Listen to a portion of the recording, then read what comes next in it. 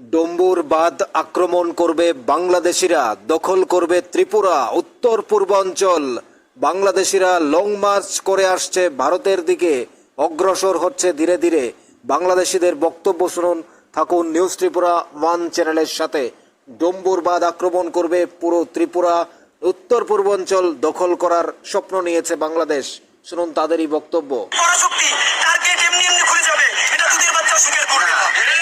যখন বাংলাদেশের সব থেকে কঠিন মুহূর্ত, তখনই কেন অটোমেটিক গেট খুলে যায়? ভারতের সাধারণ মানুষের প্রতি বলতে চাই, চক্ষু বন্ধ করে 1 মিনিটের জন্য আপনি ভাবুন, আপনি এখন ফেনীতে আছেন, আপনি এখন কুমিল্লা আছেন, আপনি এখন নোয়াখালীতে আছেন, 3 তলা বাড়ি পর্যন্ত পানি চলে গেছে, যেখানে যারা উদ্ধার করতে যাচ্ছে তারা পর্যন্ত হারিয়ে যাচ্ছে। 1 মিনিট চক্ষু বন্ধ করে ভাবুন, ভারতের এই যে অটোমেটিক বাঁধ খুলে দেয়া, এটা কি শুধু এখনই হয় যখন বন্যায় পদ্মায় পানি থাকে না, পদ্মার বুকে যখন বাচ্চারা ক্রিকেট খেলে, তখন অটোমেটিক মাঝে মধ্যে গেট খুলে যেতে পারে না? গেট খুলে যায় না। যখন বাংলাদেশের সব থেকে কঠিন মুহূর্ত, তখনই কেন অটোমেটিক গেট খুলে যায়? আর ভারতের মতো একটি পরাশক্তি তার গেট এমনি এমনি খুলে যাবে, এটা দুধের বাচ্চা স্বীকার করবে না। আনডাউটেডলি বলতে চাই, এটি ভারত ইচ্ছাকৃত ভাবে করেছে। আমাদের এখানে অভ্যুত্থানের নতুন সরকার, তারা যাতে ঠিক মতো ফাংশন করতে না পারে, এবং ভারত, এটা তো প্রমাণিত যে ভারত সকল শিষ্টাচার বহির্ভূত ভাবে আমাদের যে নতুন সরকার, অভ্যুত্থানের সরকার শপথ নিয়েছে, তারা সেখানে তাদের অ্যাম্বাসেডারকে পর্যন্ত পাঠায় নাই। সুতরাং এ কাজ যে করবে, এ নিয়ে তার কোনো দ্বিধা নাই। সুতরাং এটা তারা করেছে, আমরা অবশ্যই এটা বিশ্বাস করি, বাংলাদেশের মানুষ এটা বিশ্বাস করে। আমরা তাদেরকে ত্রাণ দেওয়া তো দূরের কথা, এখন পর্যন্ত উদ্ধার কার্যক্রম চালাতে পারছি না। এবং এরকম বিপর্যয় গত বাংলাদেশের 50 বছরও হয়েছে কিনা তা আমরা জানি না, কারণ আমরা আর কদিন পরে গেলে বুঝতে পারবো যে কত শত হাজার লাশ সেখানে ভেসে উঠবে।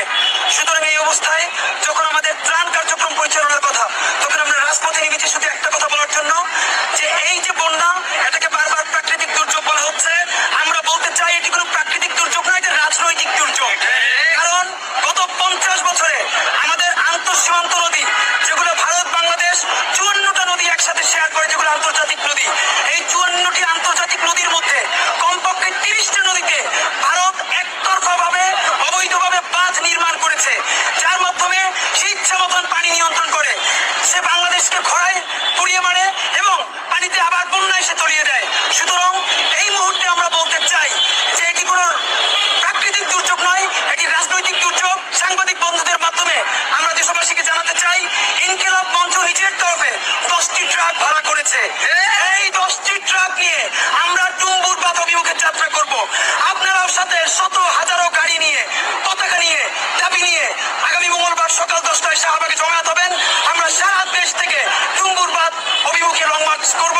আপনারাও সাথে শত ইনকিলাব মঞ্চ নিজের তরফে 10টি ট্রাক ভাড়া করেছে।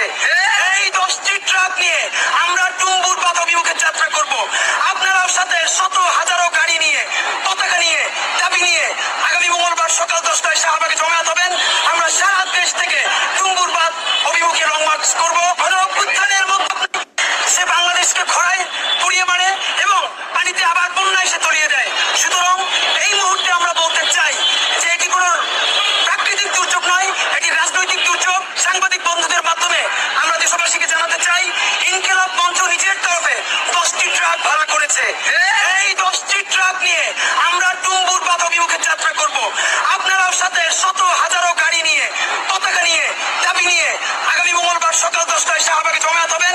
আমরা সারা দেশ থেকে ডুম্বুর বাঁধ অভিমুখে লং মার্চ করব। গণঅভ্যুত্থানের মধ্য দিয়ে শুনলেন অশিক্ষিত অপদার্থ বাংলাদেশিদের বক্তব্য, যারা ডম্বুর বাঁধ আক্রমণ করবে, অভিযান করবে, উত্তর পূর্ব অঞ্চল দখল করবে, ভারতের বিরুদ্ধে হাজার হাজার স্লোগান, ভারত বিরোধী স্লোগান, পাকিস্তান ভক্তির স্লোগান বাংলাদেশিরা দিয়েই যাচ্ছে দিনের পর দিন।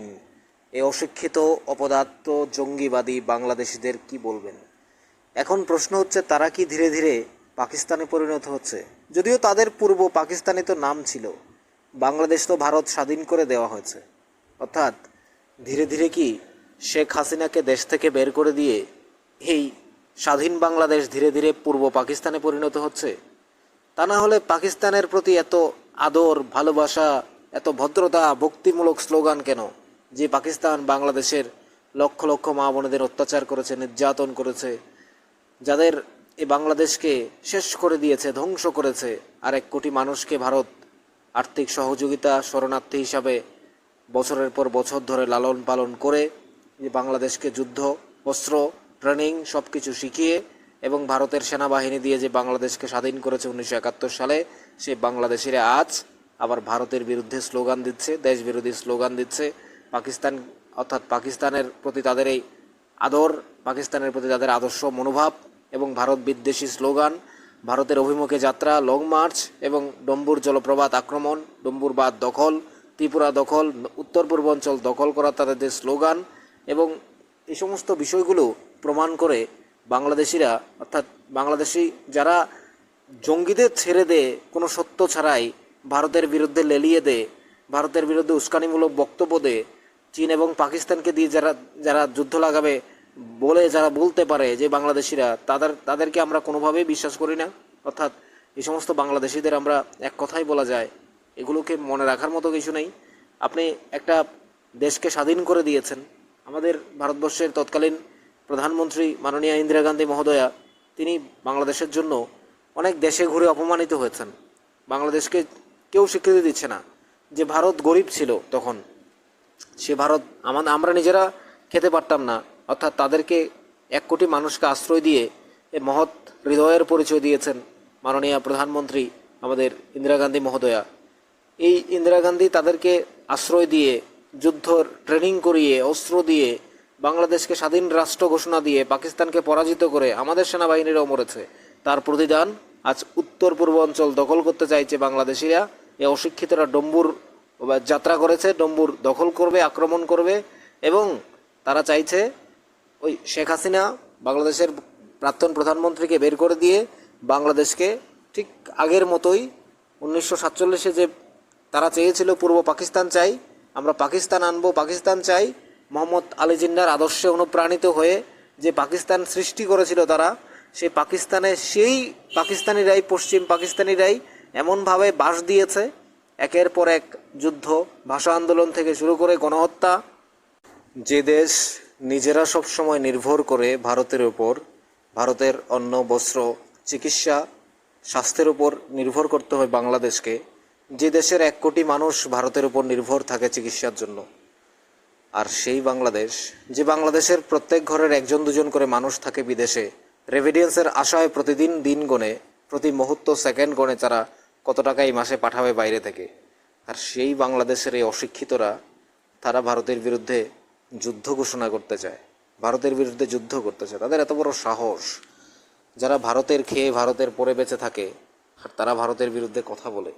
এই সাহসগুলি আসলে তারা পায় কোথার থেকে? তারা অ্যাকচুয়ালি পাকিস্তানের সাথে থাকতে থাকতে, যে পাকিস্তান তাদের অত্যাচার করেছে, তাদের কাছ থেকে তারা ভালো কিছু নিতে পারেনি, আবার সেই পাকিস্তানের সাথেই বন্ধুত্ব করেছে। এতেই বোঝা যায় আসলে তাদের মেন্টালিটি কেমন হয়। আপনাদের কি মনে হয় অবশ্যই কমেন্টস বক্সে জানাবেন। এই বাংলাদেশিরা উত্তর পূর্বাঞ্চল দখল করতে চায়, ডম্বুর বাঁধ আক্রমণ করতে চায়, ত্রিপুরার দিকে লং মার্চ করে আসছে। আপনারা বলুন কি বলার আছে। থাকুন নিউজ ত্রিপুরা 1 চ্যানেলের সাথে।